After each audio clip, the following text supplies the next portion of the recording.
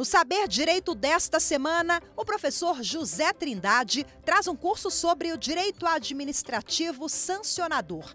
Durante as 5 aulas, serão abordados o poder de polícia, o poder disciplinar e a lei anticorrupção, além de outros assuntos relacionados na matéria.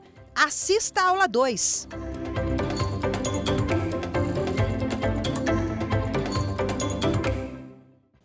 Olá, eu sou o professor José Trindade e estamos aqui nesta segunda aula para estudarmos um novo aspecto do direito administrativo sancionador.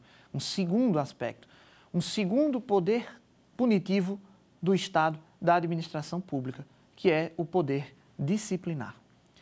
Na aula passada, a gente estudou o poder de polícia, que é o poder geral do Estado de restringir a vida dos administrados, dos cidadãos em geral. E, inclusive, a gente viu que esse poder de restrição inclui a sanção, o poder sancionador. Mas é uma sanção destinada a quem tem vínculo genérico com o Estado, vínculo geral de sujeição. Aqui a gente está focado agora no poder disciplinar. E o poder disciplinar, o que é? É o poder que o Estado tem de punir, de aplicar sanções. Aqui, diferentemente do poder de polícia, não tem outras dimensões. Aqui, poder disciplinar é só sancionador mesmo. E é o poder que o Estado tem de aplicar sanções sobre pessoas que tenham vínculo especial de sujeição com o Estado e pratiquem infrações disciplinares.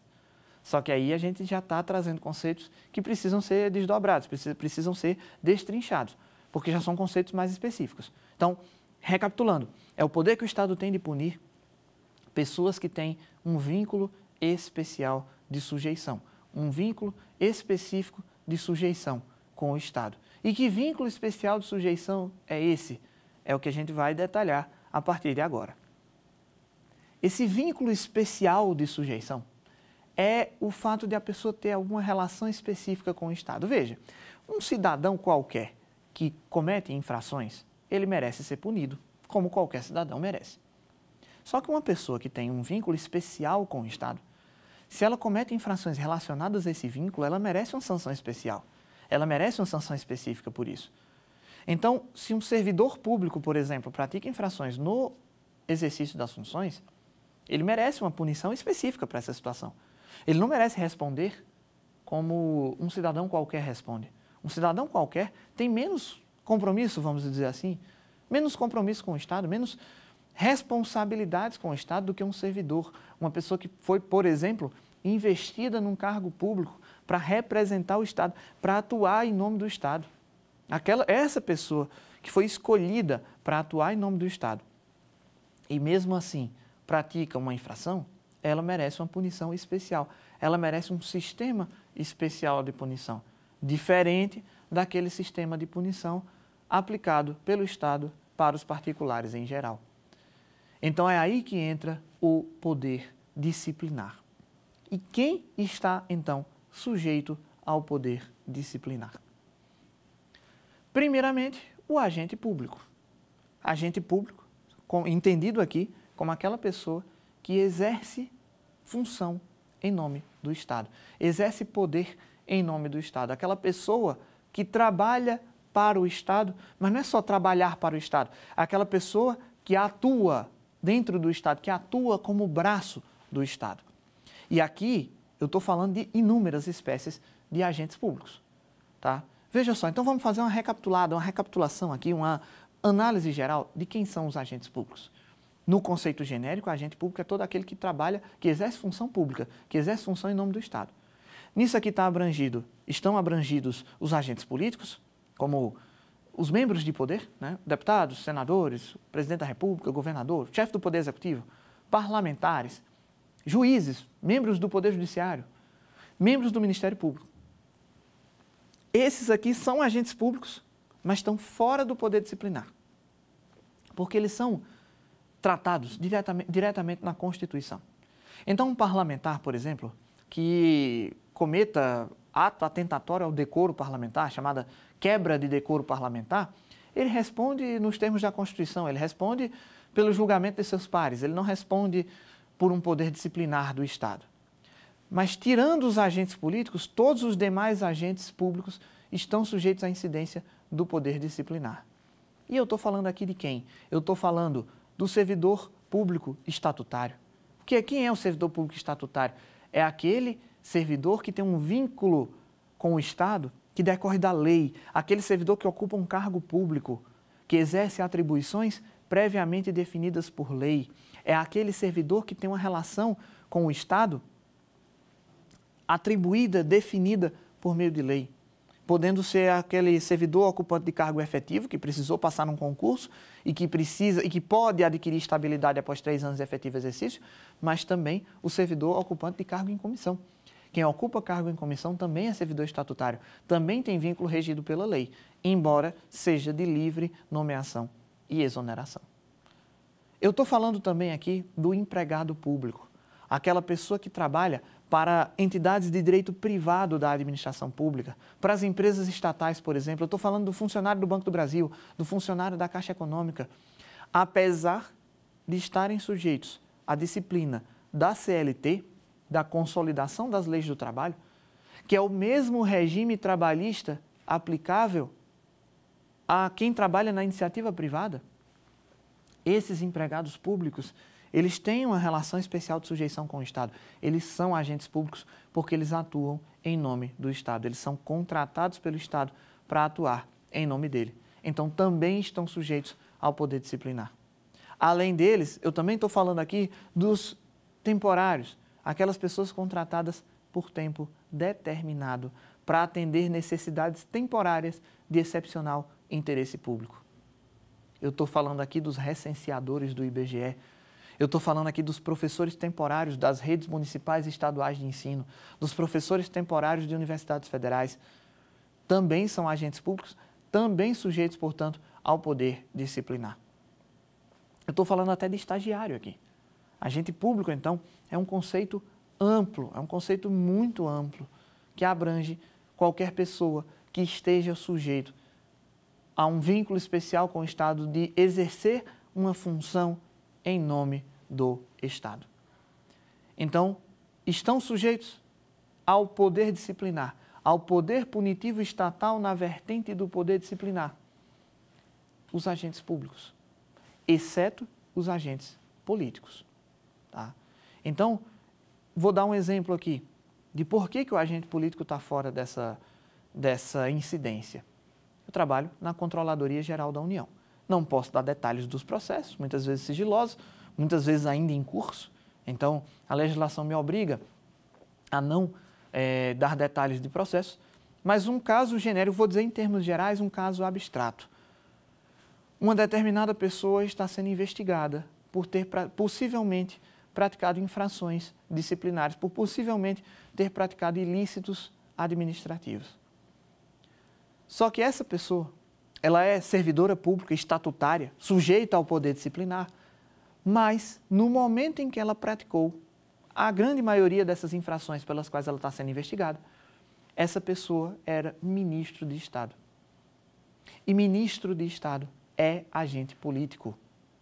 É agente político. No Poder Executivo, são agentes políticos o chefe do Poder Executivo e seus auxiliares imediatos, os ministros de Estado, no âmbito da União, os secretários, no âmbito dos estados, os secretários, no âmbito dos municípios, são agentes políticos, não são.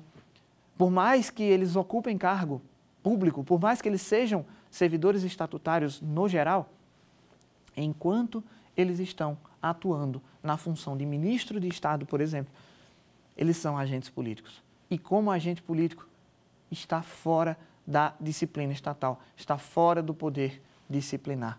Pode responder por crime de responsabilidade perante o parlamento. Podem responder por improbidade administrativa mediante uma ação judicial. Podem responder criminalmente. Não é que vai ficar impune. Não é que o ministro de Estado pode fazer o que quiser que vai estar impune. Não é que agente político não é agente público e está livre de qualquer regra. Não é assim. Mas não está sujeito à manifestação, à incidência do poder disciplinar. Por quê, professor? Por falta de previsão. Não existe previsão legal. Lembra que eu falei na aula passada que o poder de polícia é exercido apenas quando há previsão legal? Ele é exercido dentro dos limites da lei? o mesmo acontece com o poder disciplinar. Todo o poder estatal, especialmente os poderes sancionadores do Estado, só podem ser exercidos nos limites da lei. Então, como a lei não prevê qualquer tipo de persecução disciplinar em face de agentes políticos, simplesmente o processo contra esse agente teve de ser arquivado, teve de ser encerrado por falta de previsão legal para o exercício do poder disciplinar. Mas, de resto, todos os outros agentes públicos respondem. A CGU, por exemplo, ela trabalha com processos administrativos disciplinares contra servidores estatutários, contra servidores ocupantes de cargo em comissão, contra empregados públicos do Poder Executivo Federal. Então, não importa o vínculo, não importa se é CLT, não importa se é carteira assinada, não importa se assinou termo de posse, não importa se o vínculo é legal, se o vínculo é contratual, se é relação de emprego, se não é. É agente público, está sujeito ao poder disciplinar do Estado. Beleza? Mas não são só os agentes públicos que se subordinam, que se submetem ao poder disciplinar. Também estão sujeitos à incidência do poder disciplinar aqueles particulares que tenham vínculo especial com o Estado, que tenham um vínculo específico com o Estado, uma relação especial de sujeição com o Estado. Por exemplo, a doutrinadora Maria Silvia Zanella de Pietro menciona que até mesmo estudantes de escola pública estão sujeitos ao poder disciplinar. Estudante de escola pública, por exemplo, pensa num aluno, naqueles trabalhosos, numa escola pública, aquele aluno que toca o terror na escola e ele recebe uma suspensão. Ele é suspenso por uma semana das aulas. O que é isso? É uma sanção. Segundo de Pietro, aluno de escola pública tem um vínculo especial com o Estado. Então, essa sanção, ela está manifestando, ela representa uma manifestação do poder disciplinar. Porque a incidência de sanções sobre um particular, mas não é um particular qualquer. Lembra da aula anterior que a gente falou que o poder de polícia apresenta um sancionamento a particulares em geral? Aqui, o poder disciplinar não é qualquer particular que está sujeito a esse sancionamento. O poder disciplinar, ele incide sobre particulares com vínculo especial de sujeição ao Estado. O exemplo mais comum, empresas contratadas pelo Estado. A empresa participa, uma determinada empresa participa de uma licitação, vence a licitação, é contratada pelo Estado, assina um contrato administrativo com o Estado e passa a executar o contrato administrativo, por exemplo, de fornecimento de merenda escolar. Se essa empresa falha na prestação, na execução desse contrato, a administração pública pode aplicar diversas sanções previstas na lei de licitações. Pode aplicar a sanção de advertência, pode aplicar a sanção de multa, pode proibir essa empresa, suspender essa empresa de participar em licitações de licitações e contratar com o poder público por determinado período. Pode declarar a inidoneidade dessa empresa, que é a sanção mais pesada que a gente tem na lei de licitações. Mas o foco aqui é, de onde vem essa sanção? Por que a administração pública pode exercer um poder punitivo sobre essa empresa? Porque ela é contratada do Estado.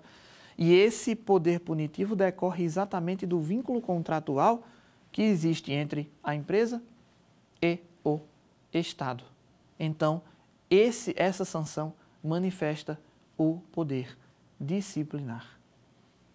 Resumindo, estão sujeitos ao poder disciplinar os agentes públicos e os particulares que têm vínculo especial com o Estado. E hoje, atualmente no direito, é de essencial, de fundamental importância você saber diferenciar o que é uma sanção disciplinar do que é uma sanção de polícia, porque a sanção disciplinar também pode atingir particulares. A sanção de polícia pode atingir particulares, a sanção disciplinar pode atingir particulares. Como diferenciar? E aí vem exatamente, esse é o ponto central. A sanção de polícia, ela decorre de uma relação genérica, de uma relação genérica de sujeição ao poder do Estado. É uma multa de trânsito, é uma interdição de um estabelecimento comercial, é uma multa ambiental, é a demolição de uma construção irregular. Então, o poder de polícia ele é genérico, ele incide sobre os cidadãos em geral. Veja, um servidor público que está atrasado para o trabalho e engata uma velocidade acima da permitida no caminho para o trabalho e é flagrado por um radar de trânsito, ele vai ser punido como manifestação do poder de polícia. Ah, mas ele é servidor público, tudo bem, não interessa aqui. Não interessa a condição da pessoa, o que interessa é de onde veio a sanção. Essa pessoa que passou no radar acima da velocidade máxima permitida, ele recebeu essa sanção por ser servidor público? Não. Ele recebeu a sanção como qualquer cidadão que fosse flagrado pelo radar, trafegando com velocidade máxima, em velocidade acima da máxima permitida, receberia. Ele recebeu, portanto, uma sanção que não decorreu da condição de agente público, recebeu uma sanção que decorreu do vínculo genérico como cidadão. Agora, o servidor chega atrasado ao trabalho regularmente. Ele se atrasa com regularidade para iniciar o exercício de suas atribuições. Então, nesse caso, se o chefe dele, por exemplo, aplica uma advertência no âmbito da lei do servidor público, aí sim a gente tem uma manifestação do poder disciplinar. Beleza? Então, o poder disciplinar ele decorre de um vínculo específico. Você tem que olhar para a sanção. Para diferenciar uma sanção, para saber se ela é sanção de polícia ou se é uma sanção disciplinar, você tem que olhar para a sanção. Essa sanção decorreu de quê? Essa sanção decorreu do vínculo específico que aquela pessoa tem com o Estado ou a sanção decorreu de um vínculo genérico, da condição de cidadão? E aí você define se a sanção é manifestação do poder de polícia ou se é manifestação do poder disciplinar. Mas falando especificamente dos agentes públicos, então veja só, e aqui existe uma confusão que muita gente faz. Se um agente público pratica uma infração disciplinar e vai sofrer uma sanção disciplinar, como é que ocorre essa sanção disciplinar? Ela ocorre mediante um processo. Tem que ter processo. Não existe sanção sem processo. A Constituição nos diz, no artigo 5º, inciso 54, aos litigantes em processo judicial e administrativo são assegurados a ampla defesa e o contraditório, com os meios e recursos a ela inerentes. Ou seja, eu tenho que garantir ampla defesa e contraditório nos processos judiciais e administrativos. E o inciso seguinte diz, olha, ninguém será privado da sua liberdade ou dos seus bens sem o devido processo legal. Ou seja, não existe sanção, não existe direito administrativo sancionador, não existe sanção aplicada em nenhuma esfera sem o correspondente processo em que garanta ampla defesa e contraditório. Então, o poder disciplinar, ele só pode ser exercido mediante processo. Antigamente, existia no ordenamento jurídico brasileiro, especificamente no poder disciplinar, a esfera da verdade sabida, a verdade que não precisava de um processo para ser conhecida. Então existiam normas de, por exemplo, o chefe chegava na repartição e via um subordinado seu cometendo uma infração, a lei permitia que o chefe aplicasse então a sanção de imediato, sem processo, sem sequer dar oportunidade para o cidadão, para o servidor se explicar, se justificar. Não, o chefe já podia, ele viu. Se ele viu, não tinha mais o que fazer. Ele viu, ele aplica a sanção. Só que essa visão não se coaduna com as normas constitucionais, com os princípios constitucionais das garantias processuais. Então, hoje em dia, é inadmissível, não se admite no direito brasileiro a aplicação de sanções, de qualquer sanção, sem um processo e sem um processo que garanta ampla defesa e contraditório. Só que aqui merece um alerta. Enquanto no processo judicial a gente tem a necessidade, a essencialidade de que essa defesa seja feita com o auxílio de um advogado, que a defesa da pessoa seja técnica, feita a partir do auxílio de um advogado, no âmbito do poder disciplinar, não é essencial a presença de advogado. Dispensa-se a presença de advogado no processo administrativo disciplinar. O STJ, o Superior Tribunal de Justiça, chegou a dizer, não, precisa de advogado. Todos os processos administrativos disciplinares que não tenham advogado, em que o acusado não tenha sido representado por advogado, são nulos. O STJ chegou a dizer isso. Editou uma súmula, inclusive, sobre isso. Foi o caos na administração pública. Foi o terror na administração pública. Porque existia uma prática comum de é direito do acusado ter advogado, mas se ele não quiser constituir advogado, o problema dele, a gente segue o processo mesmo assim. Aí chega o STJ e diz, não, todos os processos administrativos disciplinares feitos em que o acusado não teve o auxílio, não contou com o auxílio da defesa técnica por advogado, são nulos. Foi um desespero, foi o caos na administração pública. Ia ter que anular milhares de processos administrativos disciplinares. Até que o STF editou a súmula vinculante número 5. E um parêntese rápido, súmula vinculante, ela tem como efeito obrigar, está lá no artigo 103A da Constituição, a súmula vinculante, ela obriga, ela tem que ser respeitada por toda a administração pública e pelos demais órgãos do Poder Judiciário. A súmula vinculante, ela não vincula o próprio STF, que pode depois mudar de entendimento e revisar, cancelar essa súmula, e ela não vincula o legislador. Então, se o legislador quiser editar uma norma que contrarie uma súmula vinculante, não tem problema. Pode acontecer do STF declarar a inconstitucionalidade dela, mas ela por si só, o fato de violar uma súmula vinculante por si só, não faz dela uma lei inválida.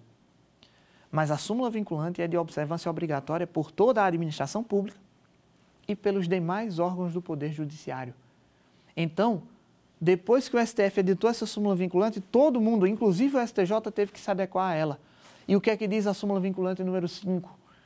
Não ofende a Constituição a falta de defesa técnica por advogado no processo administrativo disciplinar. Então, veja, é direito do acusado ser assistido por advogado no processo administrativo disciplinar. Isso ninguém nega. Então, a administração pública não pode chegar, por exemplo, o acusado está respondendo a um PAD e chega para a administração pública e diz, olha, administração, eu quero constituir aqui o meu advogado, está aqui a procuração. A administração pública não pode negar. Entretanto, se o acusado não constituir advogado, ele não pode chegar lá no final e dizer, ah, não, mas eu não fui defendido por advogado, então o processo é nulo. Não, se você optou por não constituir advogado, o processo segue independentemente da existência ou não de defesa técnica por advogado.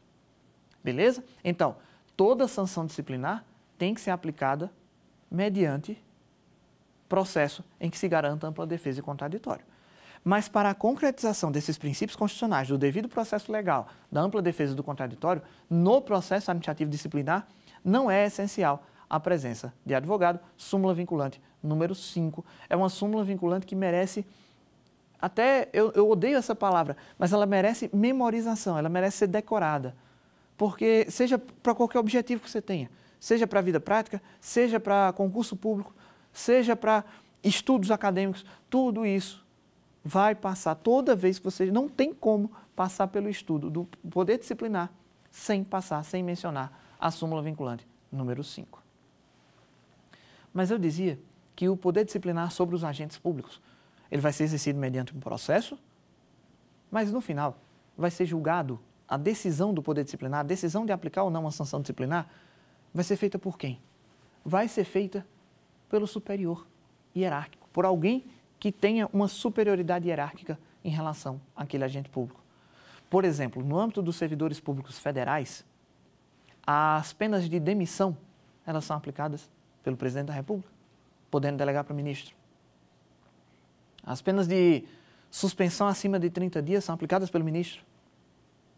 As penas de advertência ou suspensão até 30 dias, aí podem ser aplicadas pelo chefe local, pelo chefe da repartição, pelo diretor do órgão, mas sempre um superior hierárquico em relação àquela pessoa que está sendo punida.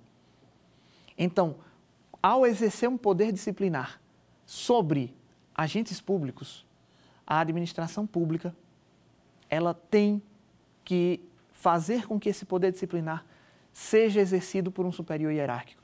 Nunca que eu possa admitir uma pessoa de mesmo nível hierárquico aplicando sanções sobre determinada pessoa. Cuidado! Ah, professor, mas na Lei 8.112 está dito que a comissão do PAD, a comissão do processo administrativo disciplinar, pode ser feita, pode ser composta por pessoas de nível hierárquico. O presidente tem que ter nível hierárquico igual ao superior. Então, tem um nível hierárquico igual, fazendo parte da comissão de PAD. Sim, mas você tem que lembrar que comissão não julga processo. Quem julga o processo sempre tem que ser, quem julga processo disciplinar contra agente público sempre tem que ser um superior hierárquico.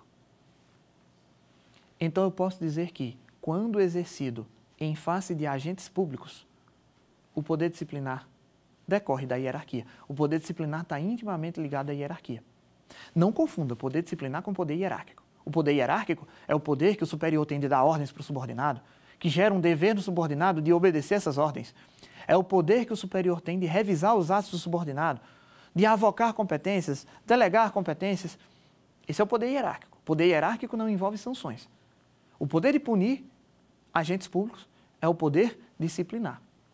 Mas quando eu falo em agente público sofrendo sanção disciplinar, eu estou falando de um agente público sofrendo sanção disciplinar aplicada por um superior hierárquico.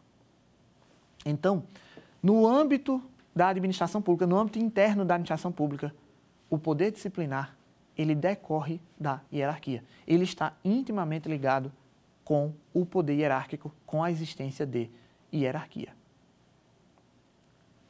Entretanto, eu não posso dizer que o poder disciplinar só se manifesta quando há hierarquia. Por quê? Porque lembra que o poder disciplinar também se manifesta sobre particulares? Lembra que uma sanção para uma empresa contratada pelo poder público também é sanção disciplinar? Se for uma sanção decorrente do vínculo contratual? E não existe hierarquia entre a administração pública e um particular. Então, nem sempre que há poder disciplinar, há uma hierarquia. Mas quando se trata do poder disciplinar aplicado, utilizado dentro da administração pública, sobre agentes públicos, aí eu posso dizer que ele decorre da hierarquia. Então, você pode relacionar o poder disciplinar com o poder hierárquico, mas jamais dizer que só existe poder disciplinar quando existir poder hierárquico. Isso não é verdade. Mas olhando para um agente público agora. Um agente público faz besteira, o agente público comete uma irregularidade, o agente público comete infrações disciplinares. Ele vai ser punido apenas do poder disciplinar? Ele vai sofrer punições apenas do poder disciplinar? E a resposta é não. Vige no ordenamento brasileiro a ideia da múltipla responsabilização. O agente público que cometer irregularidades no exercício das funções, o agente público que fizer besteira no exercício das funções, ele responde em 3 esferas. Ele responde em 3 instâncias. Ele responde na esfera administrativa, mediante o poder disciplinar, mediante um processo administrativo disciplinar conduzido pela administração pública e julgado pela administração pública. Então, apesar do processo administrativo disciplinar ter o nome de processo, não tem nada a ver com processo judicial, tá? É processo porque é uma sequência de atos motivadas pelo contraditório, animadas pelo contraditório, para chegar numa decisão. Então é processo, mas não é processo judicial, é um processo administrativo, é um processo conduzido pela administração pública. Então, o servidor que fizer besteira, que cometeu irregularidade no exercício das funções, ele responde administrativamente, mediante o poder disciplinar. Ele responde na esfera civil, por uma ação civil, por exemplo, de ressarcimento. Um policial que pega uma viatura e sai disputando racha com aquela viatura, pega na rua com aquela viatura e bate no carro do cidadão. Então, ele responde tanto administrativamente, ele vai sofrer uma sanção disciplinar, mas ele também vai ter que indenizar os danos que ele causou para o Estado. E aí vai ser uma responsabilização civil. E o servidor que cometer infrações também pode responder criminalmente. Ele pode responder penalmente. Tá? Então, o servidor, o agente público que cometer infrações no exercício das funções, ele está sujeito a uma tripla esfera de responsabilização. Responsabilização administrativa, responsabilização civil e responsabilização penal. E essas esferas são independentes. A regra é a independência das instâncias. Como assim? Em que isso se traduz? Se traduz no fato de que, primeiro, cada esfera tem o seu processo. Para aplicar as sanções administrativas do Poder Disciplinar, eu vou ter o processo administrativo disciplinar, com suas regras próprias. Para aplicar um ressarcimento numa responsabilidade civil, eu vou ter uma ação que vai seguir, uma ação judicial que vai seguir o rito do processo civil. Para aplicar uma sanção penal, eu vou ter uma ação judicial que vai seguir o rito penal, o rito criminal. Vai seguir o Código de Processo Penal e o Código Penal. Então, cada esfera de responsabilização tem o seu processo. E cada um vai seguir seu caminho. Pode, inclusive, ter os três ao mesmo tempo. O servidor pode responder a 3 ações diferentes ao mesmo tempo. Um PAD, um processo administrativo disciplinar, uma ação civil e uma ação penal ao mesmo tempo. E essas esferas são independentes. Eu não preciso parar uma para esperar o resultado da outra. Ah, não, vai ter que esperar vai ter que suspender o PAD. Se tiver um PAD e uma ação penal ao mesmo tempo, eu vou ter que suspender o PAD para aguardar o resultado da ação penal. Não. Pode até acontecer que as autoridades competentes entendam que essa é a melhor estratégia. Então, pode acontecer de um juiz na ação civil suspender a ação civil, sobrestar a ação civil, para esperar o resultado da ação penal, porque ele acha que é a melhor estratégia. Mas ele não é obrigado. Não existe essa obrigatoriedade. Então, por quê? Porque as esferas são independentes e cada uma tem o seu processo e cada processo segue o seu caminho. Agora, a gente também tem que pensar na efetividade do processo. Então, não é cada processo é uma esfera fechada, hermética, que não vai receber contribuição de nenhuma outra esfera. Pode haver um compartilhamento, pode haver o compartilhamento de provas entre as diversas ações que aquele agente público responde. É a chamada prova emprestada. Então, por exemplo, um servidor responde a um PAD e, ao mesmo tempo, responde a uma ação penal. Na ação penal, já foram colhidas diversas provas, inclusive provas que só podem ser colhidas na ação penal, como, por exemplo, interceptação telefônica.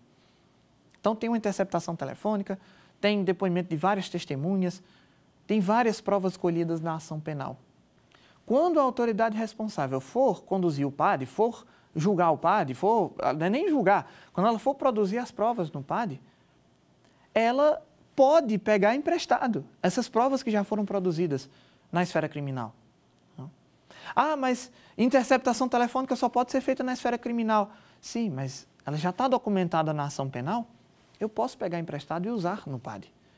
Então, o ordenamento jurídico brasileiro, ele permite essa colheita de provas emprestadas, essa utilização de provas emprestadas de uma esfera para outra.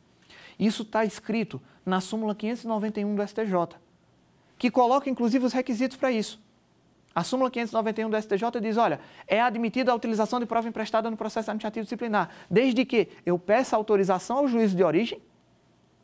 Eu não posso. A autoridade administrativa se dirige à vara criminal, tira foto do processo e leva e junta no PAD. Não. Tem que pedir a autorização da autoridade responsável, da autoridade competente pela ação penal. E tem que garantir ampla defesa e contraditório na utilização dessa prova emprestada. Por mais que o acusado já tenha se manifestado sobre essas provas lá na ação penal, eu vou pegar emprestado essas provas, usar no PAD, eu vou ter que abrir prazo para ele se manifestar novamente. Ele vai poder repetir as alegações, tudo bem, mas ele tem que ter uma oportunidade de manifestação sobre aquilo. Então, diz a súmula 591 do STJ, é admitida a utilização de prova emprestada no processo administrativo disciplinar, desde que se peça a autorização da autoridade competente, do juízo competente, pelo empréstimo das provas, e desde que se garanta a ampla defesa e o contraditório. Isso é muito comum. Aliás, lá na CGU é muito comum que os processos disciplinares comecem porque a gente ficou sabendo que tem um inquérito policial sobre aquilo. A gente teve vários casos de decorrência, por exemplo, da Operação Carne Fraca, que foi aquela que pegou a questão das fraudes nas carnes, né, das fraudes de fiscalização na produção e comercialização de carnes. Então, lá da Operação Carne Fraca, a Polícia Federal deflagrou a operação. No inquérito policial foram produzidos vários elementos de informação, a gente pegou emprestado e usou nos processos administrativos contra aqueles servidores, contra aqueles agentes envolvidos. Então, é muito comum essa prática. Mas as esferas são independentes e cada uma tem o seu processo. Beleza? Outra manifestação da independência das instâncias é o fato de que os resultados e as sanções desses processos podem se acumular. Então, por exemplo, um servidor que pratica, e eu estou dando aqui exemplos que realmente aconteceram, infelizmente, um servidor que pratica assédio sexual no ambiente de trabalho. Esse servidor, ele constrangeu diversas pessoas no ambiente de trabalho com condutas inapropriadas, com condutas sexualmente inapropriadas. Esse servidor, então, ele responde administrativamente, ele pode ser punido, ele pode inclusive ser demitido do serviço público pela gravidade do fato. O servidor também responde civilmente, por exemplo, dependendo do nível de abalo psicológico que ele causou nas vítimas, essas vítimas podem pleitear indenização contra ele. Na esfera civil, responsabilidade civil. E esse servidor responde também na esfera criminal. Ele responde por crime, ele está ali praticando um crime, tá? Então, esse servidor ele pode sofrer sanções nas 3 instâncias. Ele pode ser demitido, ele pode ser condenado a indenizar as vítimas e ele pode ser preso. Tudo junto. Ah, professor, mas e o bis in idem? Eu aprendi desde o início da faculdade de Direito que existe uma coisa chamada proibição do bis in idem, proibição da dupla punição. E aí, como é que fica essa história? A proibição da dupla punição, ela vale para a mesma esfera. Ninguém pode ser punido penalmente 2 vezes pelo mesmo crime. Ninguém pode ser punido 2 vezes na esfera civil pelo mesmo fato. Ninguém pode ser punido 2 vezes na esfera administrativa pelo mesmo fato. Mas isso não vale para instâncias diferentes. Então, o servidor que praticou assédio sexual no ambiente de trabalho e foi demitido e ao mesmo tempo foi condenado a indenizar as vítimas e ao mesmo tempo foi preso, ele não está sofrendo bis in idem. Ele está sofrendo, ele está sujeito a uma punição para cada esfera. Isso não tem problema algum. E a terceira consequência da independência das instâncias é que os resultados são independentes. Então, alguém pode ser condenado na esfera administrativa e absolvido na esfera penal. Por exemplo, o Código de Ética do Servidor Público Federal dispõe que o servidor deve vestir-se adequadamente. Isso é um conceito um pouco aberto, mas está lá escrito, o servidor deve se vestir adequadamente. E o descumprimento ao Código de Ética gera sanção administrativa, gera sanção disciplinar, a sanção de censura, a punição da censura disciplinar. Só que se por acaso o Ministério Público ajuizar uma ação penal contra esse servidor não vai ser punido de jeito nenhum, mesmo que ele se vista mal de verdade. Ele não vai ser punido. Por quê? Porque não há crime em se vestir mal. Se vestir mal não é crime.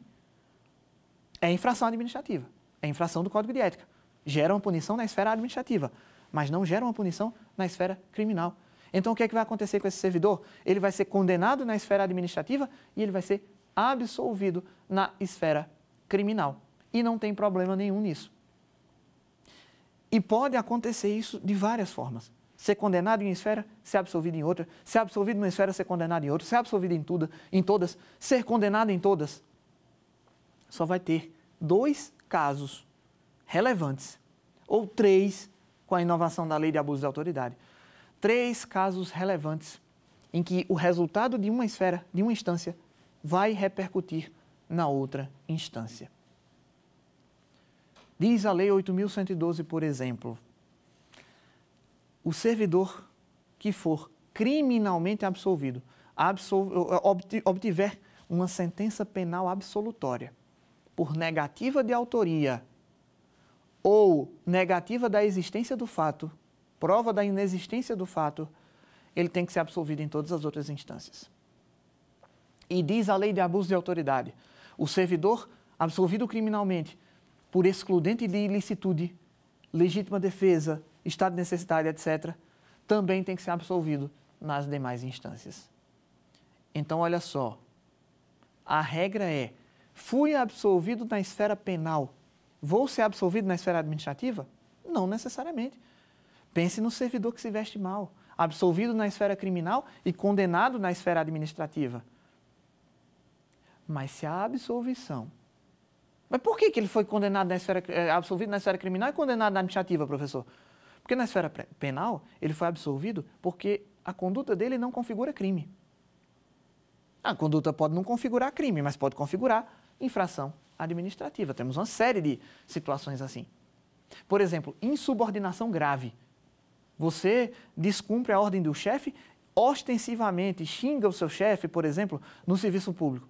Insubordinação grave é infração administrativa que gera demissão, segundo a Lei 8.112. No âmbito federal, pelo menos, gera demissão. Mas não é crime. Então, é infração disciplinar grave, mas não é crime. Então, se houver uma ação penal contra esse servidor insubordinado, ele vai ser absolvido, porque o fato não configura crime, mas ele vai ser condenado na esfera administrativa. Agora, se o servidor é absolvido criminalmente, e o juiz criminal disse, o juiz da ação penal, ele diz, estou absolvendo esse servidor porque não houve o fato que estão imputando a ele. Por exemplo, ficou provado que não houve qualquer prática de assédio por esse servidor. O juiz negou a existência do fato. Negou que existiu o fato. Ou então, o juiz criminal absolve com o seguinte fundamento, olha, realmente houve assédio naquele órgão, mas ficou provado que esse servidor não estava no órgão na época em que houve o assédio. Por isso absolvo. É a absolvição por negativa de autoria.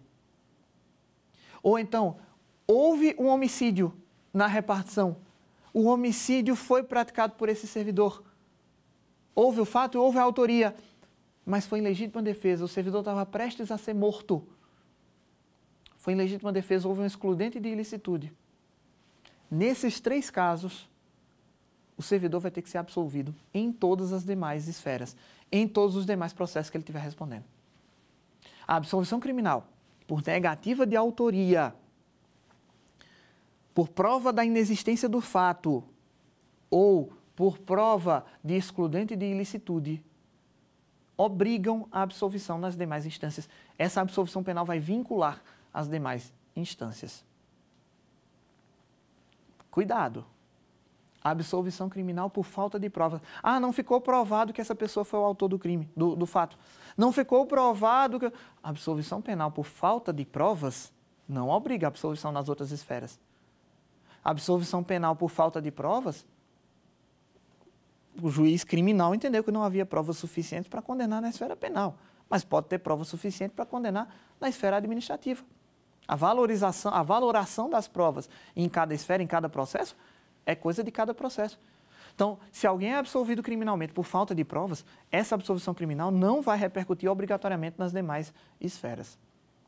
A mesma coisa acontece se a pessoa for absolvida porque o fato não constitui crime, a chamada atipicidade da conduta.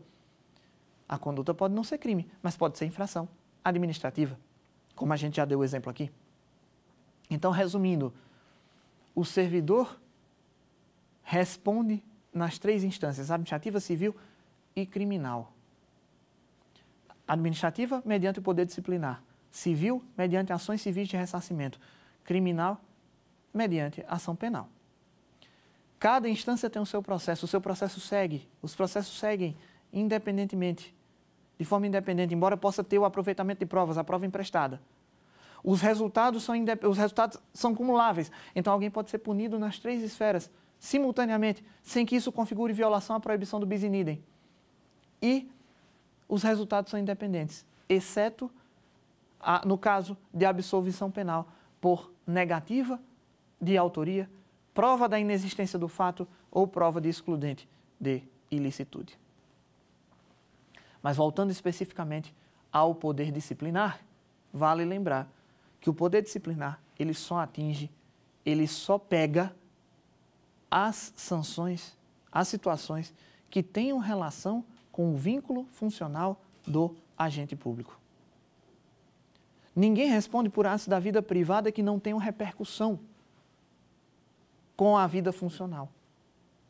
Então, por exemplo, se um servidor público briga com o vizinho e espanca o vizinho, por exemplo, numa briga, causa lesão corporal ao seu vizinho, numa briga particular por música alta do vizinho, esse servidor, em regra, esse servidor não vai sofrer nenhuma sanção disciplinar. Não vai ter a incidência aqui do poder disciplinar. Por quê? O poder disciplinar, ele pega as condutas funcionais do servidor, aquelas condutas que tenham relação com o fato dele ser servidor. Pode até pegar condutas da vida privada, mas que repercutam na esfera funcional. Por exemplo, um policial. O policial tem uma série de deveres que ele tem que cumprir fora da sua vida funcional. Então, isso daí o poder disciplinar pode abarcar. Então, é um servidor que durante sua vida privada, na vida privada, ele pratica atos que abalam a imagem do órgão. Ele pratica atos se identificando como servidor e aquilo traz uma repercussão grave na função, nas atribuições, no órgão em que ele trabalha para a administração pública. Então, nesse caso, o poder disciplinar pode atingir atos da vida privada que tenham relação com a vida funcional do servidor, que tenham repercussão funcional. Vistos todos esses aspectos, vamos treinar os nossos conhecimentos, vamos exercitar os nossos conhecimentos. Vamos à primeira pergunta de hoje.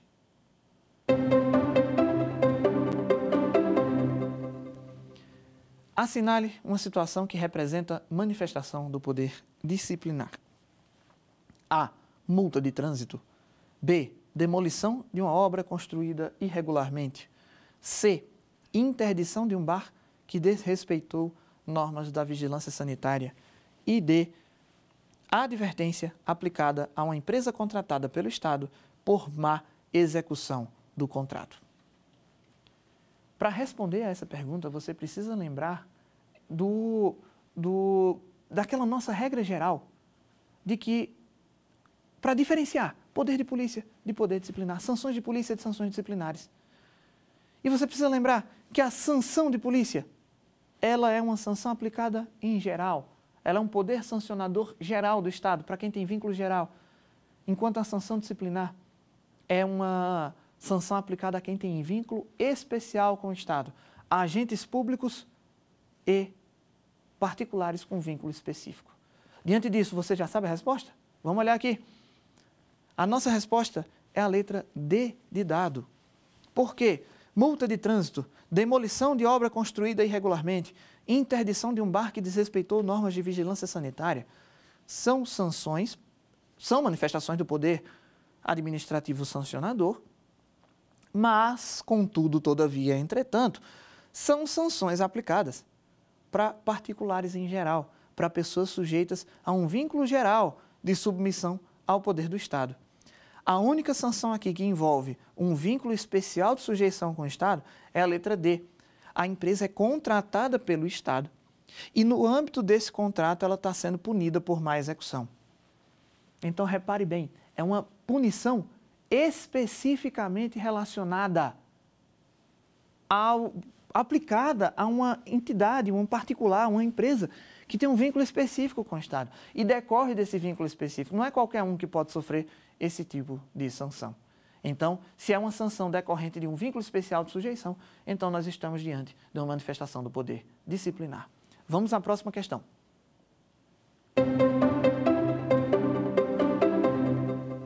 Servidor que praticar assédio sexual no ambiente de trabalho. A. Pode ser responsabilizado apenas na esfera administrativa. B. pode ser responsabilizado apenas na esfera penal. C, pode ser condenado administrativa, civil e penalmente. E D, não está sujeito a qualquer punição. Essa está tranquila, né? Já tem a resposta aí? Letra C. O servidor, o agente público, pelo mau exercício de suas funções, pela prática de irregularidades no exercício de suas funções, ele responde nas 3 esferas e elas são independentes entre si. O servidor responde na esfera administrativa, na esfera civil e na esfera penal. Então, o servidor, é o exemplo que eu dei aqui durante a aula, servidor que pratica assédio sexual no ambiente de trabalho, e aqui não é só assédio sexual não, tá? Agressão física no ambiente de trabalho, corrupção, recebimento de propina, enfim, uma infinidade de condutas, ele vai responder nas 3 esferas e podendo, inclusive, sofrer sanções de forma cumulativa. Para fechar aqui os nossos testes, vamos para a terceira questão. Servidor acusado de receber propina para praticar um ato de ofício. A. Será isento de responsabilidade administrativa, caso seja absolvido na esfera penal, em qualquer caso. B. Será isento de responsabilidade administrativa, caso seja absolvido na esfera penal por negativa de autoria. C. Será isento de responsabilidade administrativa, caso seja absolvido na esfera penal por ausência de provas. Ou D. Somente poderá ser responsabilizado na esfera criminal se também for condenado na esfera administrativa. Essa aqui merece uma reflexão, ela é um dos temas mais importantes do direito administrativo atual, que é essa relação das esferas punitivas do Estado, e eu espero que você tenha encontrado a nossa resposta, que é exatamente a letra B de bola. Veja, se o servidor for absolvido na esfera penal, em qualquer caso, ele não vai ser isento de responsabilidade administrativa, como diz a letra A. Só vai ser isento de responsabilidade administrativa se o servidor for absolvido na esfera penal por negativa de autoria, prova da inexistência do fato ou excludente de ilicitude nos termos da lei, essa última, nos termos da lei de abuso de autoridade. Então, esse em qualquer caso torna a letra A errada. Ao contrário, a regra é ser absolvido numa esfera não te livra da responsabilidade nas outras instâncias.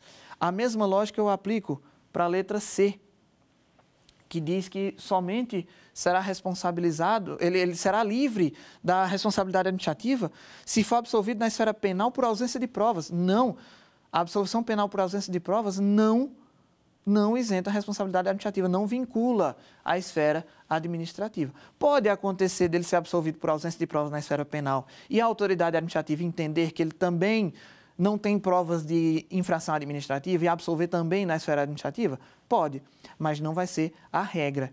A regra é a independência.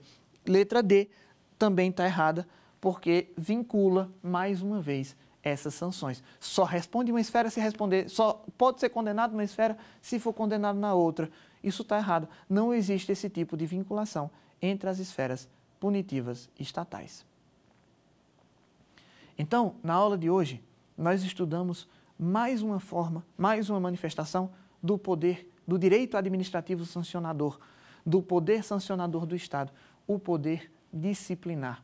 O poder disciplinar ele é dinâmico, tá? A gente está tendo várias novidades. Então, por exemplo, no âmbito federal, a gente tem o poder disciplinar sofrendo a incidência de técnicas negociais, por exemplo, termos de ajustamento de conduta. Hoje em dia, no Poder Executivo Federal, é muito comum um termo de ajustamento de conduta para infrações leves, de menor potencial ofensivo. Então, o poder disciplinar ele é dinâmico, mas aqui a gente teve o panorama principal, a base, o arcabouço para você entender o poder disciplinar. Entender sobre quem ele se manifesta, as pessoas que têm vínculo especial de sujeição com o Estado, sejam agentes públicos, sejam particulares com vínculo específico, e principalmente a sua interação, a interação do poder disciplinar com as outras esferas punitivas estatais. A interação do poder disciplinar como responsabilização administrativa em relação às esferas punitivas civil e penal.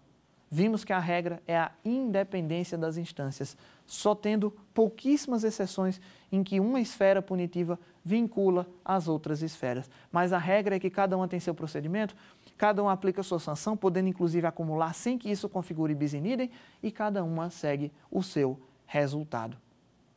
Na próxima aula, a gente vai trabalhar a punição para empresas, independente de ter vínculo especial ou não com o Estado, empresas que pratiquem atos lesivos contra a administração pública nacional ou estrangeira.